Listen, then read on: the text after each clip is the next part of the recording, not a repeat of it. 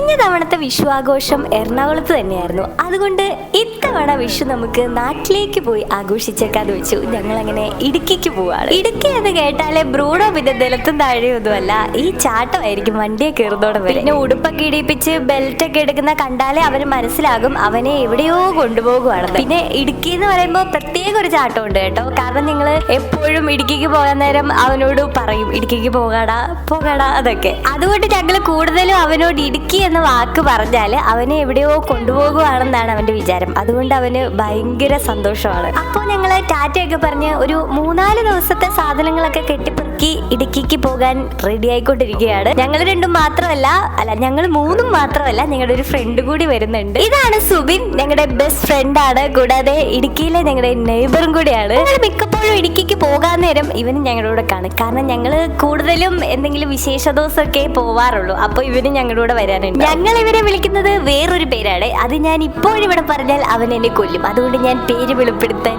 ആഗ്രഹിക്കത്തില്ല. അങ്ങനെ എല്ലാവരോടും യാത്രയൊക്കെ പറഞ്ഞ് ഞങ്ങൾ ദേ തിരിച്ചു. പോകുന്ന വഴിയിലൊരു ചെറിയ ഷോപ്പിക്കോട്ടെ 1-2 ഡ്രസ്സ് വാങ്ങിക്കാറുണ്ട്. അതിന് വേണ്ടിയിട്ട് സ്റ്റുഡിയോ വരെ ഒന്ന് നമുക്ക് കയറണം. ചെറുപടിയേന്ന് അവിടുത്തെ പരിപാടിയൊക്കെ കഴിഞ്ഞ് തിരിച്ചു വന്നപ്പോൾ ബ്രൂണോ വിചാരിച്ചു ബ്രൂണോയ്ക്ക് എന്തോ വാങ്ങിക്കാൻ പോയതാണത്.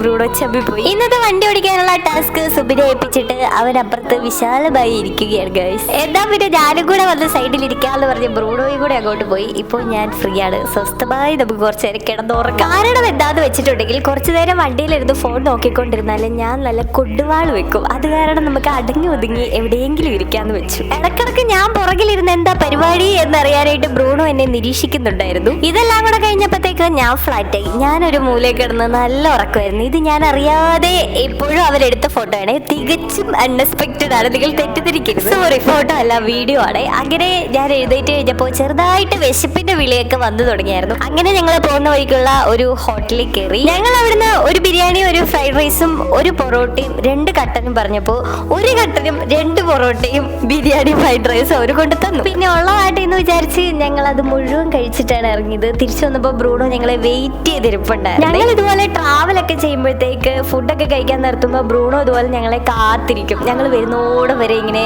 Observe ചെയ്തോണ്ടിരിക്കും full. പിന്നെ ഞങ്ങളെ കണ്ടു കഴിഞ്ഞാലേ അവനൊരു സമാധാനം വരത്തുള്ളൂ. അവൻ ആ ഡിക്കിയുടെ സൈഡിൽ പോയിട്ട് പുറത്തേക്ക് നോക്കി ഞങ്ങൾ വരുന്നുണ്ടോ നോക്കി അവിടെ വഴിയിൽ വെച്ച് നമുക്ക് ഒരാളെ കൂടെ കിട്ടിയിട്ടുണ്ട്. ഇതാണ് എന്റെ നാത്തൂൻ. ആള് എറണാകുളം വരെ വന്നതാണ്. അപ്പൊ തിരിച്ചിടുക്കിയിലോട്ട് പോകാൻ ആളുമുണ്ട്. പോകുന്ന വഴിയിലുള്ള വ്യൂ ആണ്. ആ ചന്ദ്രനെ കണ്ടോ, അടിപൊളിയായിട്ടില്ലേ. പോകുന്ന വഴി നാത്തൂന് ഫുഡ് കഴിക്കാനായിട്ടും കൂടെ ഒന്ന് നിർത്തിയായിരുന്നേ. ഇനി നമ്മൾ നേരെ വീട്ടിലേക്ക് പോവാണ്. ബ്രൂണോ വരെ ഉറങ്ങി തുടങ്ങിയിരിക്കുന്നു. ഞങ്ങൾ പഠിത്തു. അങ്ങനെ ഒരു 3-4 മണിക്കൂറത്തെ യാത്രയ്ക്ക് ശേഷം ഞങ്ങൾ വീട്ടിലെത്തി. ആ സീനൊന്നും എടുക്കാൻ പറ്റിയില്ല. ഇത് ഫുഡ് കഴിക്കുന്ന സീനാണ്. ഇപ്പോഴാണ് ഞാൻ വീഡിയോ എടുത്തില്ലല്ലോ എന്ന് ഓർക്കുന്നത്. ബ്രൂണോയുടെ ആ ഇരിപ്പ് കണ്ടാൽ നിങ്ങൾ വിചാരിക്കും ഞങ്ങള് ബ്രൂണോയ്ക്കൊന്നും കൊടുക്കാനിട്ട് അവൻ വിശന്ന് വലിഞ്ഞിരിക്കുന്നതാണെന്ന്. അങ്ങനെയല്ല ഗൈസ്. അവന്റെ ഫുഡ് അവന് കൊടുത്താലും അവന് നമ്മുടെ എരിവും പുളിയൊക്കെ ഉള്ള ഫുഡാണ് അവന് താല്പര്യം.